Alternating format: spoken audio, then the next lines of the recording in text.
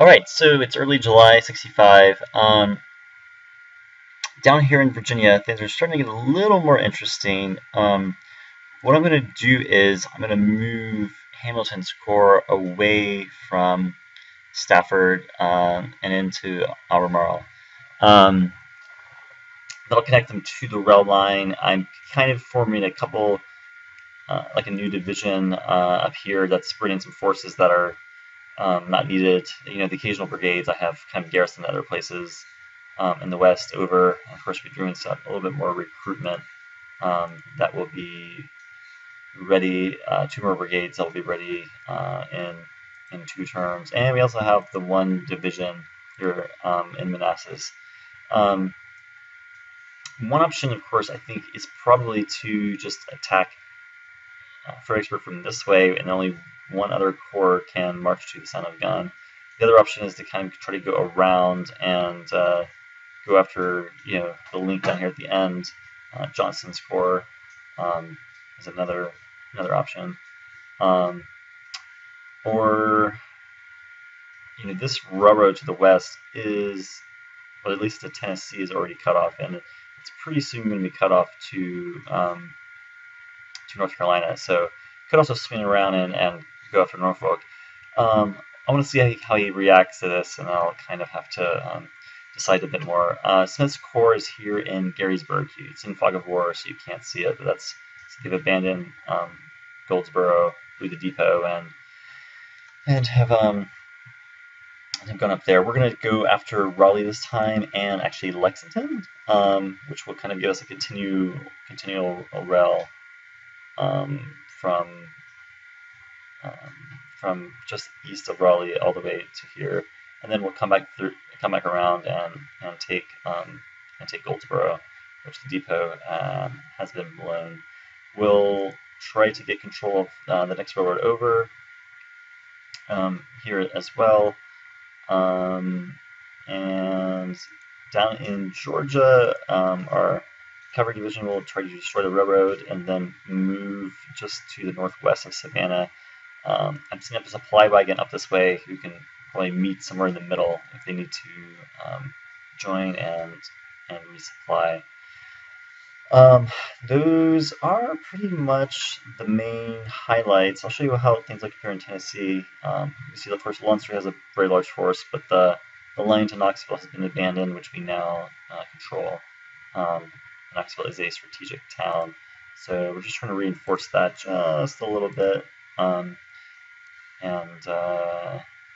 Yeah, we also control Newport over here. In the far west, we'll try to storm Dallas this turn. Johnston's division just sits here. Presumably they just have plenty of supply and they're not going to be a problem. Far out west, we're going to break off our cavalry division to go after the primarily Indian units and a few other cavalry regiments.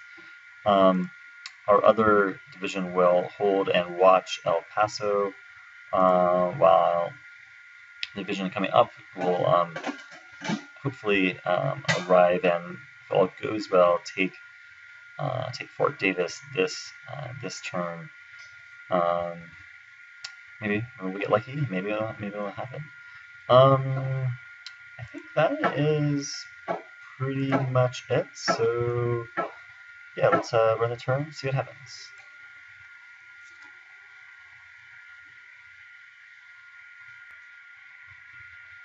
All right, so we're back. Forrest is at it yet again and has managed to get all the way around and take our newly built depot.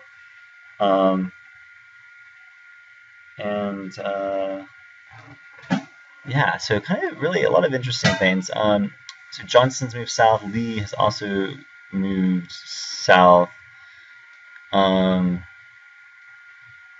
And the railroad here has been destroyed, so that's actually a really good move as well. So wow, Forrest is just, he's really been amazing in this game without without a doubt. We have basically two main core over here. Let's see how the weather is. Weather is clear. And yeah, so now they have complete control over this area. I thought we had another. Oh, here. Sorry. Here we go. Yeah, there's another core up here as well. Yeah. So I'll have to kind of think about what we want to do.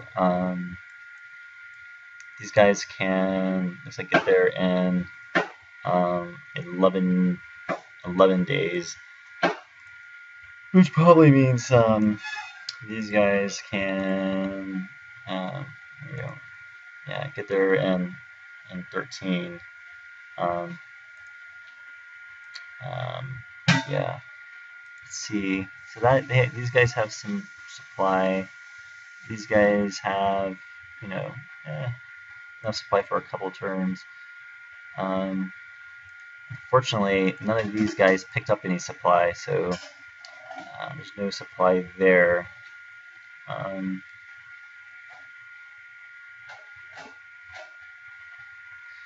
All right, that's kind of what's going on there. On the other side, actually, that's really interesting. You can see Smith has moved. Smith has moved back. Raleigh is besieged, but we did not take it. Foster, however, did take the depot. However, there's no supply. There's really no supply in the depot. And we did take New Bern, and we did get now control of the railroads back towards this direction. The Union or the Confederate Navy did show up, and 2 of our ships were defeated. Yeah, oh, here it is. Yeah. So this is where the Confederate Navy is currently. And finally, far out west, you can see that Van Dorn actually did come up here and push out our regiment, but then retreated. So our regiment continues to follow. We fortunately, excuse me, we're able to take the fort and gather, get it with the supplies inside. So these guys will be able to completely resupply this turn. And here's the other. Yeah, here's Baylor's force here. They don't have a depot, but they do have the supply wagon there. And yeah, I think that's about it. So yeah, probably the big question for the next turn is, think about what to do with just think about what to do with with Forrest being down here, or is it worth just trying to attack Beauregard straight on? There's only 2 divisions there. Of course, they would march to the sound of gun. However, they don't have any direct railroad links to where Beauregard is. So that's another potential possibility. So we have 6 divisions that are ready over here.